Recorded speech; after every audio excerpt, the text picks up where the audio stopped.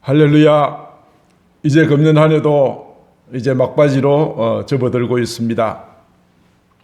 날씨가 많이 추워졌지만 온 산천에는 오곡백과가 물어있고 모든 것의 풍성함을 드러내는 그런 계절이기도 합니다.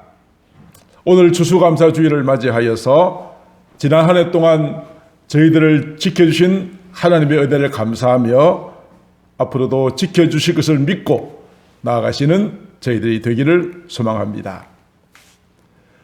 해마다 이때쯤 되면 제가 기억이 나는 한 사건이 있습니다. 2년 전 다니엘 기도회가 한참 진행되던 그 기간에 뜻밖의 사고 소식이 들려왔습니다. 대구와 포항 간에 운행하는 그 고속도로에서 대구로 달려가던 화물차 2대가 추돌 사고를 일으켰습니다. 그 화물차에는 쇠파이프, 못 이런 것들이 실려 있었는데 추돌 사고로 인하여서 맞은편에서 달려오던 승합차에 이 모든 쇠파이프와 못이 쏟아져 내렸습니다. 그런데 그 차에는 다니엘 기도회를 참여하기 위해서 교회로 가던 목사님과 사모님들이 그곳에 그 차에 탑승하고 계셨습니다. 화물차로부터 쏟아진 그 쇠파이프가 승합차 앞 좌석에 앉아있던 목사님의 가슴에 박히고 갈비뼈를 부러뜨리고 폐에 박혀서 중환자실로 입원했다는 그런 소식이었습니다. 그 소식을 듣고 다니엘 기도회에 참여했던 모든 교회가 간절하게 하나님 앞에 기도했습니다. 하나님께서 은혜를 베푸셔서 두 목사님의 의식은 회복되고 수술도 잘 끝났습니다. 다니엘 기도회를 마치고 난 다음에 이제 사랑의 헌금을 전달하기 위해서 저와 몇몇 대표들이 큰 부상을 당하였던 경주에 있는 한 교회를 방문했습니다. 그 자리에는 함께 탑승했던 목사님, 사모님들이 전부 다 같이 한 자리에 모였는데 그때 한 사모님이 이런 이야기를 하셨어요. 우리 인생은 정말 잠시 후에 무슨 일이 일어날지 알지 못하는 존재입니다. 매 순간마다 하나님의 은혜가 아니고서는 살 수 없다라고 그렇게 이야기를 하면서 우리가 평상시 저희 교회에서 은혜라고 하는 찬양을 참 많이 불렀는데 목사님이 그리고 사모님들이 부상을 당하는 이 큰 사건을 당하고 나서야 정말 이 찬양을 가슴 뜨겁게 부를 수 있다고 고백했습니다. 우리가 그 찬양을 잘 알지 않습니까? 내가 누려왔던 모든 것들이, 내가 지나왔던 모든 시간이, 내가 걸어왔던 모든 순간이 당연한 것 아니라 은혜였습니다. 아침 해가 뜨고 저녁에 노을, 봄의 꽃향기와 가을의 열매, 변하는 모든 순간이 당연한 것 아니라 은혜였습니다. 내가 이 땅에 태어나 사는 것, 어린 나이 시절과 지금까지 숨을 쉬며 살며 꿈을 꾸는 삶, 당연한 것 아니라 은혜였습니다. 내가 하나님의 자녀로 살며 오늘 찬양하고 예배하는 삶, 복음을 전할 수 있는 축복이 당연한 것 아니라 은혜였습니다. 모든 것이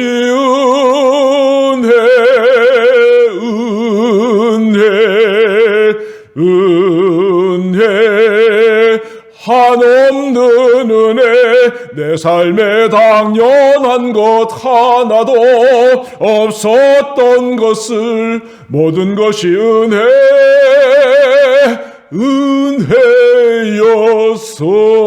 은혜였어. 저희들도 이 찬양을 자주 불렀지만은 그때만큼 감기 있게 불렀던 때는 없었던 것 같습니다. 오늘 또 매 순간마다 우리를 지키시는 하나님의 은혜를 감사하시는 오늘 추수감사주일이 되어지기를 다시 한번 주님의 이름으로 축복합니다. MBC TV의 프로 가운데 실화탐사대라고 하는 프로가 있습니다. 그 프로의 어느 날 방송의 주제가 뭐냐면 내 남편을 찾습니다라는 주제였습니다. 오늘 그 사연의 주인공은 김영숙 씨라는 분인데 내 남편을 찾아주세요라고 하는 전단지를 만들어서 온 거리를 다니면서 그렇게 뿌리고 있는 것을 PD가 알고 그 여인의 사연을 실화탐사대라고 하는 곳에서 소개를 한 것입니다. 그 사연은 이러합니다. 사연의 주인공인 김영숙 씨가 인천에 있는 한 장애자 보호소에 취직을 해서 일을 하고 있다가 지적 장애인인 남편을 만났습니다. 그 남편을 돌보다가 사랑을 하게 되고 결혼을 하여서 이제 보호소로부터 나와서 따로 살림을 차렸지만 지적 장애를 가진 남편은 경제적인 활동을 할 수 없었기에 어쩔 수 없이 아내는 다시 그 장애인 보호소에 취직을 하러 갔습니다. 이 사실을 남편이 알고는 나를 다시 장애인 보호소에 집어넣으려는가 보다 싶어서 그만 가출을 해버린 겁니다. 행복을 찾지 못한 이 여인이 남편을 찾아달라고 지적 장애를 가진 자기의 경제적인 어떤 것도 도움을 주지 못하는 그런 남편을 찾기 위해서 애쓰고 있는 것을 방영을 했던 것입니다. 그때 기자가 여인에게 묻습니다. 왜 남편을 그토록 찾으십니까? 그때 이 여인이 한 대답이 이러합니다. 그는 내가 아니면 아무것도 못합니다. 내가 아니면 하루 세 끼도 먹지 못합니다. 내가 아니면 그는 도저히 살 수가 없습니다. 이것이 그녀가 한 대답이었습니다. 남편을 그토록 간절히 찾는 이유였습니다. 이어서 그 여인은 이렇게 대답합니다. 나도 그 사람을 사랑합니다. 나도 그 사람 없으면 살 수 없습니다. 그렇게 고백하였습니다. 여기서 이처럼 이렇게 각박한 세상 속에서 정말 이 여인의 사랑은 정말 진정한 사랑의 모습이 아닌가 싶습니다. 그런데 이런 지적 남편을 찾는 아내보다도 더 큰 사랑을 가지고 계신 분이 계십니다. 누구이십니까? 하나님이십니다. 하나님은 사랑이십니다. 하나님의 사랑을 가장 잘 표현하고 있는 말씀이 요한복음 3장 16절이죠. 하나님이 세상을 이처럼 사랑하셨습니다. 그래서 독생자 예수 그리스도를 보내주시고 우리의 죄를 대신하여 십자가에 못 박혀 죽게 하시고 누구든지 그를 믿기만 하면 멸망하지 않고 영생을 주시려고 독생자를 주신 하나님의 사랑. 사도 요한은 요한일서 4장 10절에도 말씀하죠. 사랑은 여기에 있습니다. 우리가 하나님을 사랑한 것이 아닙니다. 하나님이 우리를 사랑하셨습니다. 우리의 죄를 속하기 위하여 화목제물로 그 아들을 보내셨습니다라고 그렇게 말씀하였습니다. 사랑하는 성도 여러분, 사람이 죄를 지으면 반드시 그 죄값을 받아야 하잖아요. 그 죄값이 무엇입니까? 사망이잖아요. 죽음이잖아요. 죄로 인하여서 영원한 멸망에 가는 것이잖아요. 그러나 사람은 자기의 죄의 문제를 해결할 수 있는 방법이 없기에 하나님께서 그 아들을 보내셨습니다. 이사야 선지자는 이렇게 말하였죠. 그가 찔림은 우리의 허물 때문이요 그가 상함은 우리의 죄악 때문이라. 우리는 다 양 같아서 그릇 행하여 각기 제 길로 갔거늘 여호와께서는 우리 모두의 죄악을 그에게 담당시키셨도다. 죄 없으신 그분께서 저와 여러분들을 대신하여 십자가에 못 박혀 죽으시고 그를 믿는 자마다 멸망치 않고 영생을 얻는 길을 열으셨던 그 하나님의 사랑. 그렇다고 우리가 대단한 하나님 앞에 대단한 존재입니까? 그렇지도 않지 않습니까? 사도 바울은 이렇게 말합니다. 우리가 아직 죄인 되었을 때에 우리가 의인도 아니요 주님을 위해서 어떤 선한 일을 한 것도 없는 죄인이었을 때에 하나님께서 그 아들을 보내주시고 그리스도께서 죽으심으로 하나님이 우리를 얼마나 사랑하셨는지를 확증시키셨다라고 말씀하십니다. 우리는 이 사랑을 받을 존재도 받을 만한 공로도 없는 자이지만 하나님은 이토록 우리를 사랑하시되 요한복음 13장 1절은 이렇게 말합니다. 우리를 사랑하시되 끝까지 사랑하셨습니다. 끝까지 사랑하셨습니다. 마지막까지 사랑하셨습니다. 우리는 이런 큰 사랑을 받은 자들입니다. 그러므로 우리는 우리에게 베푸신 이 은혜를 감사하면서 살아가야 할 터인데 실제 우리의 모습은 이와 반대의 모습을 가질 때가 많이 있습니다. 이런 하나님의 사랑에 감사하기는커녕 오히려 배반하고 배은망덕한 행동을 하고 그 사랑을 잊어버릴 때가 얼마나 많습니까?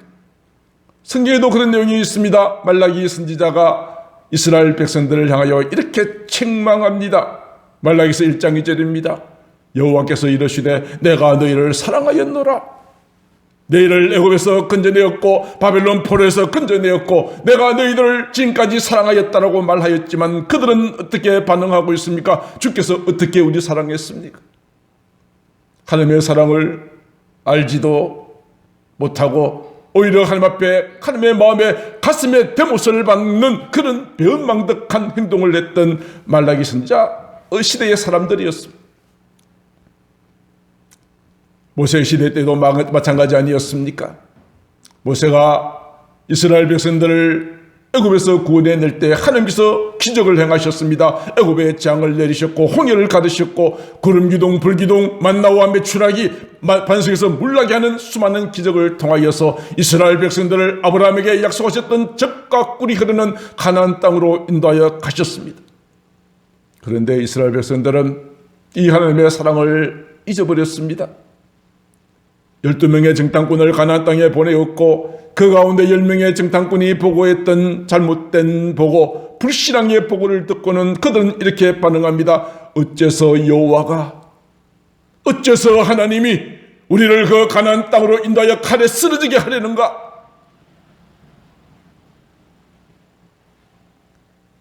하나님께서는 그들의 반응에 진노하셨습니다. 모세에게 이렇게 말씀하십니다. 이 백성이 어느 때까지 나를 멸시하느냐? 어느 때까지 나를 믿지 않느냐? 내가 너희를 사랑하여 지금까지 인도하였거늘 그 사랑을 잊어버리고 나에게 이런 불평을 하는구나. 하나님께서 진노하셨죠. 그래서 하나님께서는 원망불평하였던 너희들은 모두 광야에서 죽게 될 것이라고 말하였고 그 너희들의 모든 자녀들은 너희가 지은 죄 때문에 너희가 반역한 죄를 지고 광야에서 40년을 방황하게 될 것이라고 그렇게 말씀하였습니다. 사랑하는 성도 여러분, 우리가 이스라엘 사람들이 배은망덕한 민족이라고 말할 수 있을까요? 우리도 하나님께로부터 받은 은혜가 얼마나 많습니까? 그러나 우리는 하나님을 배반하였습니다. 하나님 앞에 은혜를 감사치 않았습니다. 우리의 모든 죄를 우리는 하나님 앞에 회개해야 하며 우리를 위하여 독생자를 보내시고 끝까지 사랑하셨던 이 주님의 은혜에 보답하는 삶을 살아가셔야 될 줄로 믿습니다. 지금 저희들은 2023년 다니엘 기도회를 한참 시간마다 은혜를 받고 있습니다만 감사에 대한 한 간증 하나만 소개하고 말씀을 마치고자 합니다. 지난 14일 날 그때 강사로 나오셨던 목사님이 계셨죠. 충북 괴산 시골교회 목사님 이종남 목사님이셨는데 이 목사님은 이 시골교회에서 무슨 선한 것이 나겠느냐, 많은 사람들의 이 지적에 대하여서 하나님 앞에 도전을 했답니다. 하나님, 이 시골이지만 저희 교회를 통해서 하나님 살아계신 것을 보여주십시오. 그래서 다음 세대를 위한 사역을 시작하였고 이 시골교회에서 정말 수많은 젊은이들이 일어난 놀라운 기적을 행하며 은혜스럽게 목회를 하고 있던 중 뜻밖의 들려왔던 소식이 있었죠. 그 내용을 제가 다시 한번 소개하고자 합니다. 7년 전의 일입니다. 간식을 먹으러 간 아이들이 급하게 전화를 했습니다. 가보았더니 차가 굴렀는데 4명은 멀쩡했지만 우리 딸아이가 차 옆에 엎어져 있었습니다. 딸은 아파서 움직일 수 없다고 말했습니다. 구급차를 불러 가까운 대학병원으로 실려간 딸은 너무 위급하여 원주 세브란스에 가야 했습니다. 의사는 죽을 확률이 60% 이상이라고 했습니다.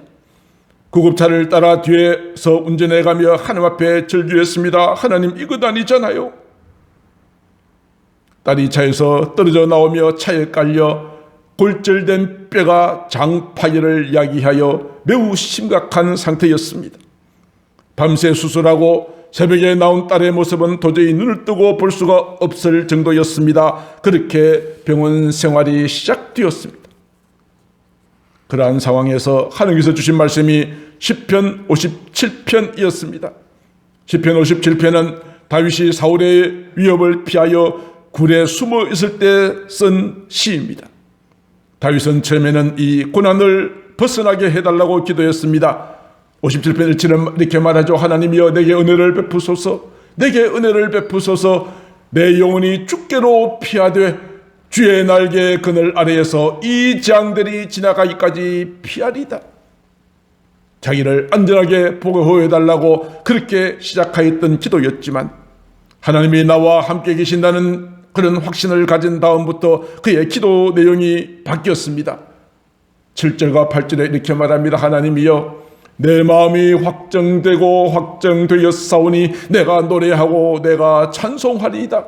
상황은 하나도 바뀐 것이 없지만 정말 이제는 하나님 앞에 대한 찬송으로 다윗의 시가 바뀌고 있습니다.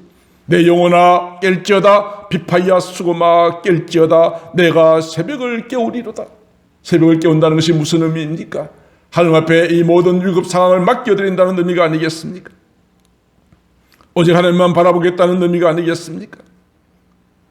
여기에서 다윗은 한 걸음 더 나아갑니다. 하나님, 모든 영광이 오직 하나님께 있기를 원합니다 라고 하나님 앞에 찬양을 하고 있습니다. 언제 자기가 사울에 의해서 죽을지 모르는 위급한 상황, 이 상황 가운데 하나님이 나와 함께 계심을 믿었기에 내 마음이 확정되었습니다. 주님을 찬송하겠습니다. 주님의 영광만이 높아지기를 원한다라고 기도하였습니다. 그 결과가 어떠하였습니까? 다윗과 함께 피신하였던 사람들, 마음이 원통하고 상한 자들, 그들이 나중에는 다윗이 나라를 세울 때 큰 공로를 가져왔던 것을 우리는 알고 있습니다. 이 말씀을 보면서 이종남 목사님은 위로를 받았습니다. 내 딸이 언제 죽을지 회복이 될 수나 있을 것인지 이런 다급한 상황 가운데 하나님 알겠습니다.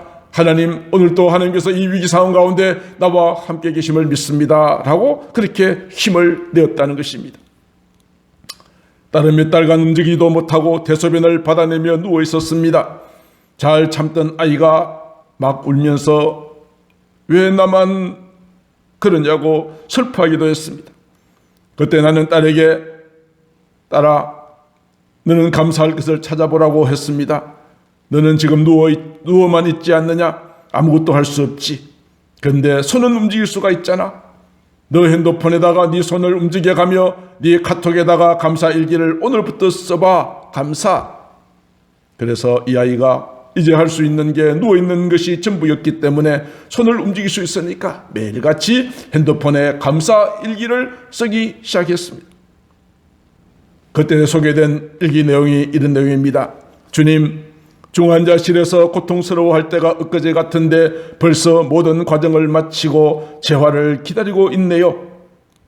정말 힘들고 힘들었던 시간들, 가지 않을 것 같았던 시간들이 벌써 지나 이렇게 수술도 다 잘된 모습으로 다 낫길 기다리고 있습니다. 처음에는 살 수 있을까 했는데 이렇게 건강하게 기적적으로 지금까지 이끌어주신 주님의 은혜가 너무 놀랍고 감사합니다. 제 믿음이 너무나도 부족함에도 불구하고 하나님께서는 많은 중보자들을 통하여 저를 사랑하신다고 말씀해 주고 계십니다. 너무 감사합니다. 주님, 저도 이제 주님 사랑하고 의지하고 정말 굳건한 믿음을 버리지 않도록 도와주세요. 오늘 밤도 함께해 주실 줄로 믿습니다. 감사합니다, 주님. 그의 딸이 썼던 감사일기 중에 하나였습니다. 사고 후에 5번의 큰 수술을 받아야 했기 때문에 딸의 배에는 수많은 수술 흉터가 남아 있습니다. 여자이기 때문에 결혼 후에 남편이 내 흉터를 보고 어떻게 반응할까 염려가 되었다고 걱정하자 아내는 이렇게 위로했습니다. 딸아, 너의 흉터는 너를 살리신 하나님의 흔적이다. 너는 하나님을 기억하고 하나님을 전하는 사람이 되어야 해. 십자가에 못 박히신 예수님도 그의 못자국 그리고 옆구리 자국을 보여주지 않았니? 예수님이 부활하신 증거를 보여준 것처럼 너의 몸의 흔적은 하나님께서 너를 살려주셨다는 흔적이니 주님을 전하는 자가 되라고 그렇게 말했다고 합니다. 그 목사님의 딸은 지금 대학교에서 상담심리와 사회복지를 공부하고 있는데 다니엘 기도의 간증의 끝에 이 딸이 나와서 이런 찬양을 불렀죠. 날이 저물어 갈 때 빈들에서 걸을 때 그때가 하나님의 때, 내 힘으로 안 될 때, 빈손으로 걸을 때 내가 고백해 여호와 이래. 주가 일하시네, 주가 일하시네. 주께 아끼지 않는 자에게 주가 일하시네, 주가 일하시네. 신뢰하며 걷는 자에게 주가 일하시네, 주가 일하시네. 주께 아끼지 않는 자에게 주가 일하시네, 주가 일하시네. 신뢰하며 걷는 자에게 고난 중에도 어려움 중에도 감사했던 이 목사님의 간증이 오늘 추수감사절을 맞이하여서 함께 나눈 우리의 고백이 되어지기를 소망합니다. 말씀을 정리하려고 합니다. 사랑하는 성도 여러분, 우리 인생에 항상 평탄한 길만 있는 것도 아니고 고난만 있는 것도 아닙니다. 고난 중에도 하나님의 도우심이 있습니다. 그리고 지금까지 함께 해주셨던 하나님께서 앞으로도 우리와 함께 하여 주실 것입니다. 오늘 추수감사절을 맞이하여서 지난 한 해 동안 지켜주신 하나님의 은혜를 감사하십니다. 나를 구원하시고 독생자 예수 그리스도를 땅에 보내신 하나님의 은혜를 감사합시다. 그뿐 아니라 사랑하는 나의 가족에 대하여 감사의 마음을 가집시다. 우리를 낳으시고 사랑으로 길러주신 우리의 부모님, 우리의 모든 친지들, 형제 자매들, 이 아름다운 가족을 우리에게 주신 하나님 앞에 감사하고 그들에게도 감사의 마음을 나타내십시다. 우리가 이 땅에 살면서 수많은 만남들이 있었습니다.